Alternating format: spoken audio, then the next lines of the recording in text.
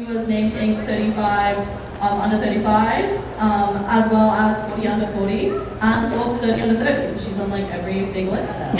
So right now she's going to come up and talk to us. So big round of applause.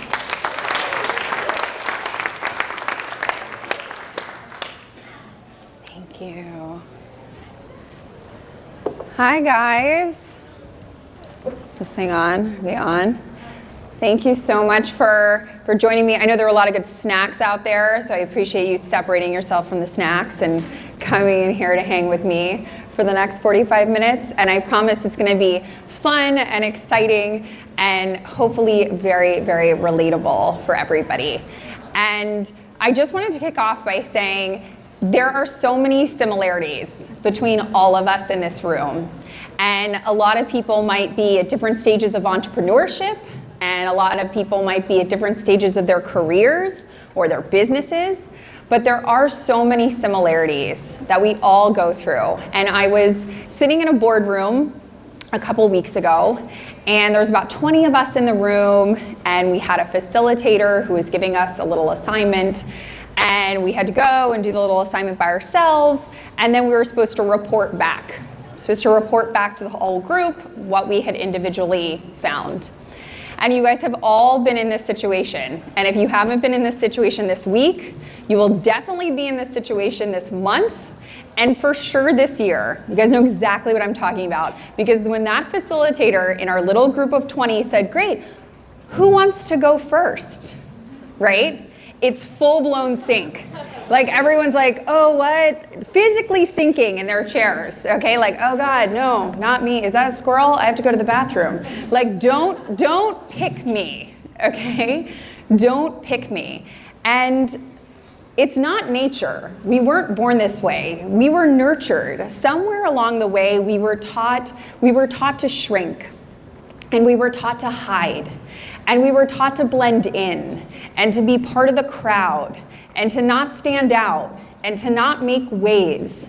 And so in these situations, our first reaction is to disappear. It's to shrink. But I'm gonna let you guys in on a little secret, which is if you are sitting in this room on this beautiful day in New York City, where you could be boozy brunching or out in the park, you are here. And you are here because a little voice inside of you that you decided to listen to told you to be different. Told you to come surround yourself with innovators.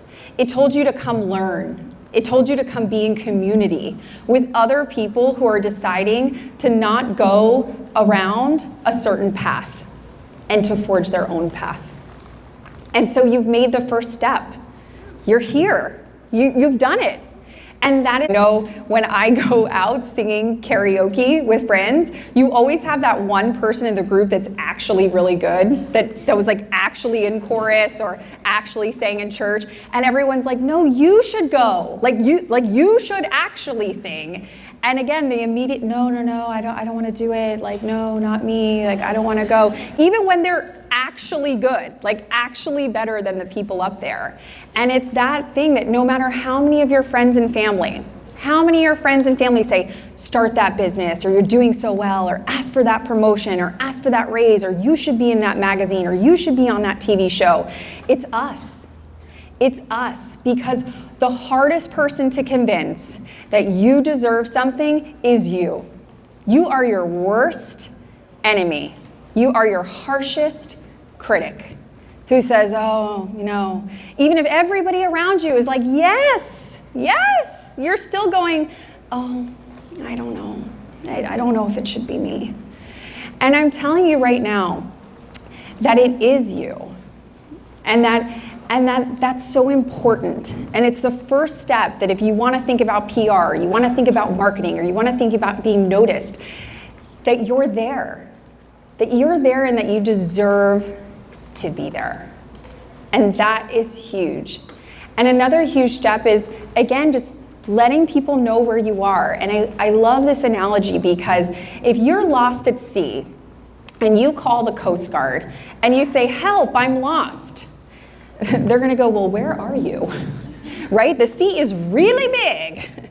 There's a lot of sea, and you are one little dot that we are trying to find in this big old ocean. You're gonna have to narrow it down. You're gonna have to give us some direction. And then you call and say, oh, well, I went out of the Palm Beach Inlet 2 hours ago, and here's my longitude, my latitude, you know, my boat's not working, can you come get me? And so many people forget in life that we also have to give that longitude and latitude.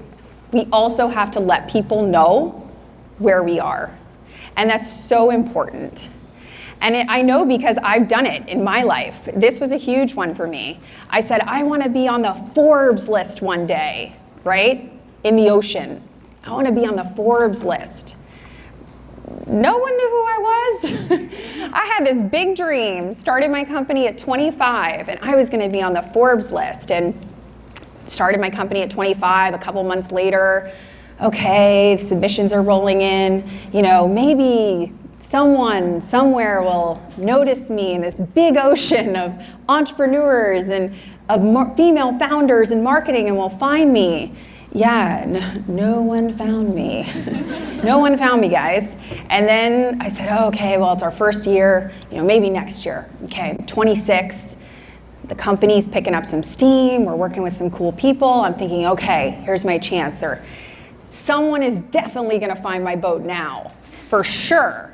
Yeah, nothing, nada, okay? So then another year goes by, 27. I'm like, okay, we're working with big names now. Katy Perry, Justin Bieber. Okay, like now my boat's tricked out. Still in the middle of the ocean. Like I got some neon paint. Like someone's definitely gonna find me. Yeah, no, no one found me.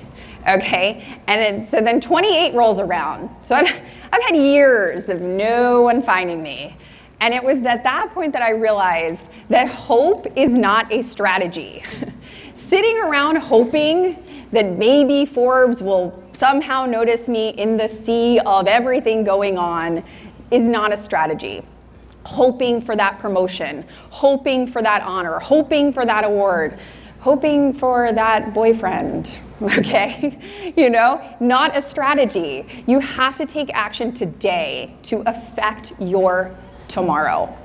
And so I woke up at 28 and I was like, okay, now's the time, because I got 2 years left. It's a 30 under 30 list, people. You know, you can't be letting years roll by, not getting on the list. So I said, okay, I got to make a difference. So I went out and I picked up a Forbes and I looked up all the editors' names and I found the one that did the music list. His name was Zach O'Malley Greenberg, and he is now an amazing friend. But at the time, I thought, I'm gonna just email this person, which I absolutely don't recommend because these people are very busy and probably will never get back to you. But somehow on that day, he must have been feeling generous, and he opened my email, and the email just said, hey, my name's Kim Kaupe. I'm also working in music. I'm doing these cool things with Katy Perry and Shawn Mendes and a bunch of these really cool artists, and I think it'd be great to have lunch.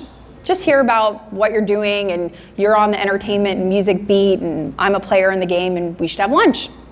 Had lunch. It was great. Didn't mention anything about the list, just how could I help him, people I could introduce him to. Then we left, fine lunch. A couple months go by, once again, submissions roll around, and we have one of our employees in our office email in, amongst, I'm sure, the thousands of other people, a submission to get us on the Forbes list. And sent that email to Zach, the guy that I had had lunch with a couple months before. Only the difference is this time, Zach actually knew who I was, right? I had made myself known to him. And spoiler alert, I did in fact get on the list that year. And I'm not saying I got on the list because I took somebody to lunch. I'm not saying that that's going to do anything. I think I got on the list because we were doing amazing work. We had a really great company and we're doing fantastic things. But I won't say it hurt either. And it was my first aha moment where I sort of said, I made steps to make myself known. And that lunch with Zach was like me telling that Coast Guard my coordinates. It was, hey, I'm here. I don't know if you're noticing what I'm doing, but I'm over here. And let me tell you guys, once people notice you, once you give them their coordinates and they find you, it's pretty freaking great, okay? I think one of my most favorite things that has ever happened was that I was honored by the University of Florida, which is my alma mater. Go Gators, best 4 years of my life. I'm so sad to be graduated from college. That was awesome. The real world is hard. What are taxes? Terrible, okay? So, I loved college. It was really fun for me to go back and accept this Young Alumni of the Year award. It was also really fun because my parents also both went to the University of Florida. So for any Harry Potter fans out there, I'm a true blood, I'm not a muggle. Really, University of Florida through and through, in our family, super fun. My parents were over the moon, so excited, telling all their friends, really excited about it. And we were sitting at the luncheon and my mom turned to me and she said, Kim, I meant to ask you, how did they find you, right? Like, how did these people get to you? And by that point, I had already been on the Forbes list. So she said, oh, did somebody see you on the list and reach out? And I said, no. And she's like, well, what do you mean no? Not no, we're sitting here. They found you. And I was like, no one found me. And my mom's annoyed. And she's like, yes, we're sitting here. Like, they obviously found you. And I was like, no, Mom, I emailed them. I emailed them and was like, hey, I saw you have this award and I want it. So yeah, how do I get that? Because that's something that I would like to have. And I'm not kidding. And her face was exactly like everybody in this room, like, what? Like, you nominated yourself for an award? And yes, and it's this point that I realize, in order to be called on, you have to raise your hand. And if you do not raise your hand, you will never be called on, because you will not be known. And you cannot wait for the teacher to call on you. Don't wait. You raise your hand. You ask to be called on, because that's what's going to make the difference in being called on or not. And I think I was ahead of my time, because that was 2014, and Ariana has a whole song about it now. You know, I see it, I want it, I got it. I'm not gonna sing the song. You guys know the song. And if you don't, 7 Rings on Spotify. She's not a client, this is not a plug. But if you need it, you have to raise your hand to be called on. You have to go get it. It's not gonna just magically fall in your lap. And it's hard, right? Nominating yourself is hard. Why? Because it's hard to talk about yourself. You're in third person, you're like, Kim is really great. Kim should win this award. You're like, this feels awkward and just really creepy and really weird. And one tip that I would love to really have you hear today is you have to learn to talk about yourself like you would talk about your best friend. Right? Because we all love our best friends. My best friend is the coolest, so fun, so #1 triathlete in New York, so smart, so amazing, hilarious, best style. But we don't talk about ourselves that way, right? We're asked to describe ourselves. It's never that enthusiastic. It's never that positive. Okay? So the way that you talk about your best friend is the way you need to learn to speak about yourself. And we all do this, right? We do this all the time without even noticing it. I know I do. I meet a cute single guy and I'm like, so I have a friend. She's really great. I think you're gonna like her. And we do this all the time. And so, getting in that mindset, it's not gonna be that hard to get in that mindset of, okay, like I would talk about my best friend, And even if you're still uncomfortable, which it is, still uncomfortable to talk about yourself, I would say a great fallback plan is to always go with names and numbers when you're talking about yourself, because no one can argue that with you. You can say, I have the best app, we have amazing downloads, I am the most productive, I am the #1 of that. And what's going to stand out is the numbers and the names. And I know I was guilty of this for a long time. I'd be at a party or I'd be in a boardroom at a meeting and someone would say, well, what do you do? Right? So here's my chance. Like, how would I talk about my best friend, what my best friend does? But I wouldn't. I would say, oh, well, I have this marketing agency and, we work with some entertainers and we work with some music people and, we work with some brands and it's really great. And people are like, what? Because that doesn't give them any context, right? When I say music artist, am I talking about the guy who plays the local pub every Friday? So he's a music artist, it's working music. Or am I talking about Katy Perry, right? That makes a difference. So when you're talking about yourself, now I say, well, I work with some great music artists, such as Paul McCartney, Bob Dylan, Shawn Mendes. And immediately that person knows, oh, we're at a level, right? We're at a level that I didn't realize. Or when I say sports teams, I'm not talking about the local Little League, I'm talking about the New York Mets. And immediately in those boardrooms and in those parties and in those places, people can immediately go, yep, I got it, Because if someone says, oh, I have this app, oh, I have an app that's number 3 in the App Store, that's a big difference. And it's immediately noticeable, the names and the numbers. So one number that I still use to this day, when people ask about my company and is it successful and how do you think about it, that less than 2% of female-owned businesses ever make more than $1 million in revenue. Ever. The number's actually low, it's about 1.7, okay? Ever. That means the other 98% of female-owned businesses are never gonna get there. And we did it in 11 months. And I use that as a really powerful opener, whether it's pitching awards or PR or marketing, because no one can argue with it. No one can argue with it. You can say I have the best product, or my app is the most fast, or the most easily downloaded.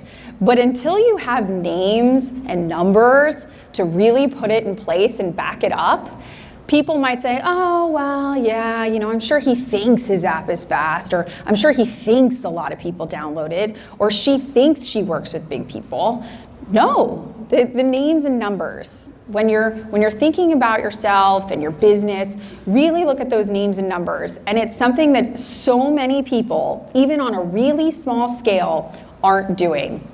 I guarantee you that 3/4 of this room, if I got into your LinkedIn, your social media, your website, you are missing opportunities for these names and numbers. Because you're humble, and that's great. Everybody has that friend that brags about themselves all the time, and is like, I'm so great, I'm dating this super hot girl, and she's a model, and look at my shoes, and look at my pants. And if you don't know that person in your friend group, that might be you, okay? You might be that person. So you don't want to be that person, okay? We're going for something that's somewhere in the median range, okay? You don't want to be on that end of the spectrum, but you want to be able to brag about yourself in a way that's authentic, in a way that's really meaningful. And I guarantee you, if I accessed your social medias and I accessed your LinkedIn and I accessed your websites, you weren't doing it. And you guys can look right now, get your phones out. This is my LinkedIn description. This is when I talk about my company on LinkedIn. And I highlighted the places where, again, names and numbers. If I log onto your LinkedIn and you don't have names and numbers for your product, for your business, and even people who are not in entrepreneurship, who are in corporate, nothing drives me more crazy than looking at someone who works at a corporate job and it says, works on multiple projects, has substantial marketing budget.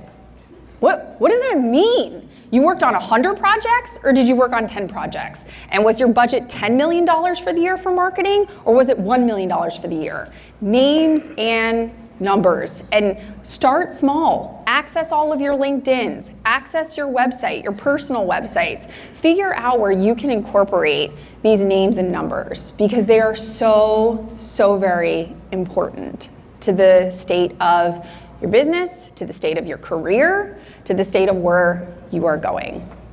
So drastically important to really let that sink into what you're doing.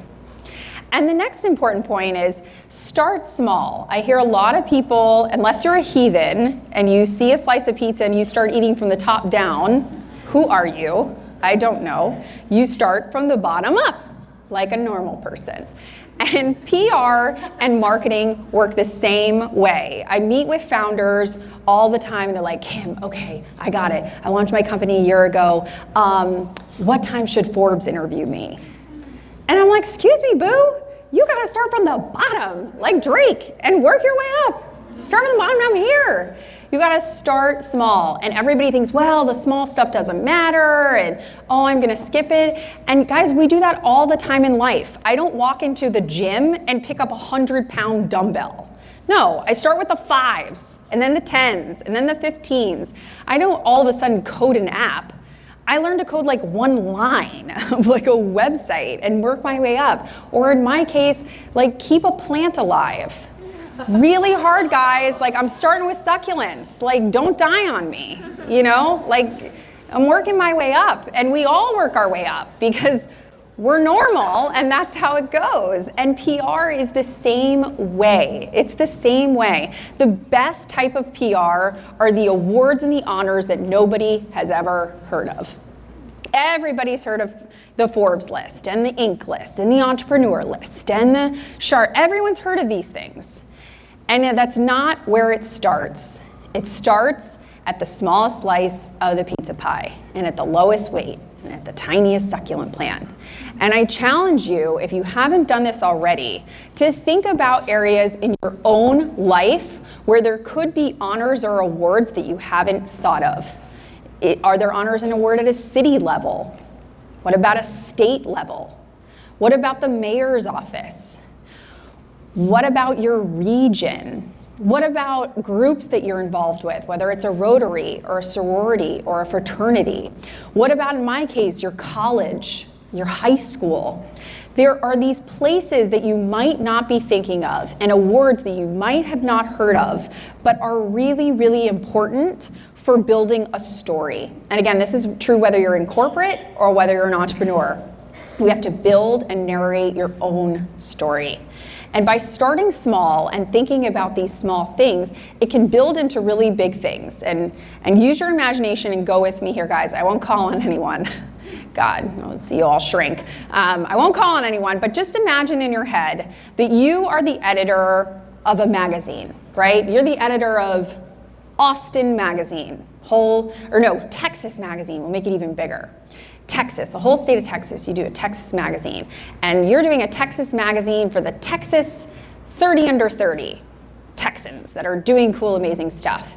And hundreds of submissions, thousands of submissions are coming in, and one crosses your desk and you're like, wow, Joe's looking pretty good. Joe's a real estate agent. Joe's sold $20 million worth of stuff, and he's only 26.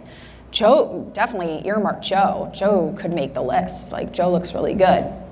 And you're getting more submissions. But then you get another submission. And this submission is from Janet. And Janet has also sold $20 million worth of real estate. And Janet is also 26. But the difference is Janet comes with some awesome baggage, right? Janet's been recognized. Janet's been named the hottest person to watch in Austin, Texas. She's been named by the mayor's office. She's been named by Austin Magazine as a top 10 broker. If you are that magazine editor and you are picking a 30 under 30 list and you have one slot left and it is between Joe and Janet, who are you gonna pick? Janet, right? Because Janet has had that street cred, right? And everyone does this all the time. And I hate when people come up to me after these events and say, well, I want to pick Joe because, they're both equal. And no, that is not true. And I'll tell you why I know it's not true. Because every single one of you guys have dated at some point or another. And you sat there and maybe you swiped right. I don't know how you got the date, but you got the date and you're nervous and you're like, oh, I don't know. What if they're a weirdo or a psycho killer, or what if we have no fun and I don't know? And then you're talking to your friend and your friend goes, oh, I went to high school with them. They're awesome. Immediately you're like, oh good. Oh, I feel so much better. Oh, this date's actually gonna probably be okay. because there was outside validation that you immediately felt like, oh, okay. And these magazine editors or TV producers, everybody's the same way, okay? Just like in personal life. You're looking at this and that magazine editor is going, oh, someone's already vouched for Janet. Janet's already been named by the mayor's office. Janet's already been named by the local magazine. And you guys, this domino effect starts small. Starts really, really small. And then you go to the next domino, and the next domino, and the next domino, and the next domino. And then when you win the Texas award, you go for a national one. And then when you go for a national one, you go for an international. And the dominoes continue. And PR and marketing, as you guys heard from the ridiculous string of numbers in my bio before I got up here, it starts with a domino effect. And the domino effect starts when you're really, really small. And it's important to remember that. And it's also important to remember to not reinvent the wheel. We all like to reinvent the wheel. We all like to think we're so special. We're not. Don't reinvent the wheel. And I say this because so many times in PR and in marketing and social media, we think we have to do things totally different. And we really don't. I mean, there's something to be said about copying other people's homeworks, my friends. Pretty great, okay? There's some young people in the audience, so it's not great. But just saying that when you find that smart friend or have that smart thing, it's easy to copy. And sometimes when I ask people, okay, well, when you're thinking about marketing or you're thinking PR, who are your role models? Who are you looking up to? And people are like, Oprah. And people are like, Gary Vee. And I'm like, right, no. Yes, you should definitely have those big aspirational role models. Yes, Oprah. Yes, Richard Branson. Yes, Mark Cuban. I'm not telling you to get rid of them. I'm telling you to add to them. And I'm telling you to add a smaller role model that is within more of your zone, okay? And we see this all the time in life, trying to bring it back to life here, people, that we see this all the time. Because if I'm a freshman, and I know that next year I'm going into my sophomore year, and I wanna know what it's like to be a sophomore, I'm gonna go ask a sophomore. I'm not gonna ask a senior what it was like 2 years ago when you were a freshman going into sophomore year. I'm gonna ask somebody who just went through it. Or if I'm pregnant and I'm gonna know, well, what's that like, giving birth? I'm gonna go to my friend who just had a baby and ask, what's up down there? What's going on? Okay? I'm not gonna go to someone with a 10-year-old and say, can you remember 9 years ago what that was like? You wanna go for someone who is, again, just outside of where you're at. So that means if you have 1,000 followers on social media and you want to get to 5,000, you copying what Gary Vee is doing at 6 million followers is going to look silly, right? Because that's like you as a manager going to the CEO and going, I'm going to do everything the CEO does in order to get a promotion to a senior manager. No, you need to be looking at the senior manager. What's the senior manager doing? You need to be looking at someone who is just above you, just out of reach. And then again, same thing. Once you get from 1,000 followers to 5,000 followers, get a new role model who has 10,000 followers, and 15, and 20, and you guys get the point. You just keep reaching a little bit, and you're copying their homework. What are they doing? Because if you're at 20 and you're trying to get at 25, whatever somebody's doing at 25, 9 times out of 10, it's gonna work for you because they've done it and they just did it and it will probably work, okay?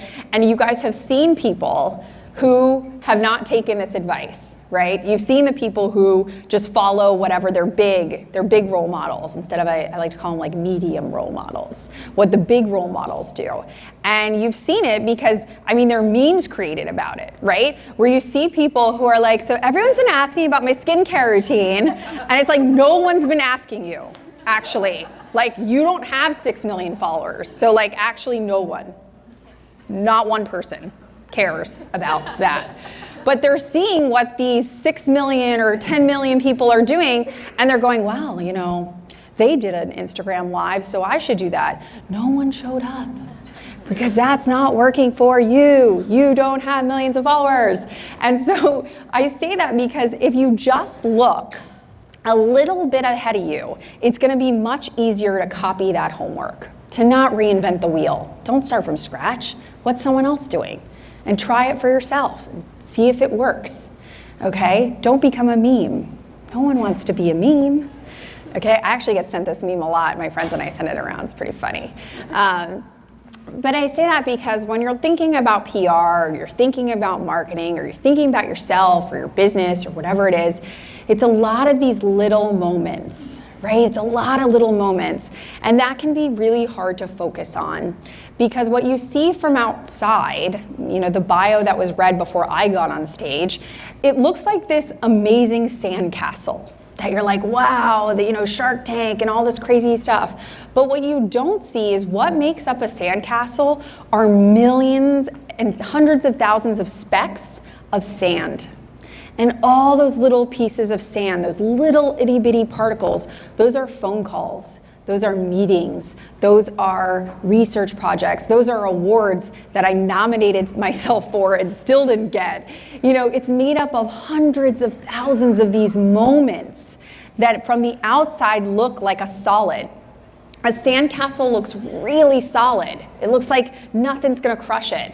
And you get one gust of sand, one gust of wind, and half of that sand on the top, all those particles blow down. Okay, because it's made up of all the little things. It's all the little things that you have to do that add up into the big things. And what's so important about this is that you're not going to get there. You just won't. If you don't sit there and say, okay, the next time that somebody says, does anyone have a question? Or who wants to go first? Or who should we nominate for this award? Or who do you think should get this promotion or this raise or this honor? And I want you guys to leave this place and go full Hermione Granger, right? Me, like Katniss, Everdeen, like I volunteer. Like I should win that award, or I should get that honor, or I should do that thing. I hope that when you leave here, you realize that your game and the game of life will change when you start to raise your hand and overcoming the urge in that conference room, in that place, in that time to shrink. To overcome the urge to shrink, to don't pick me, don't call me, to overcome that and raise your hand. And I hope when you leave here, you guys all raise your hand. And I am going to keep my hand raised for you in hopes that it will inspire you guys to do that today, tomorrow, and the rest of the month and the rest of the year. And I'm so excited for all of the changes that are gonna come when you guys start to raise your hand. So thank you very much.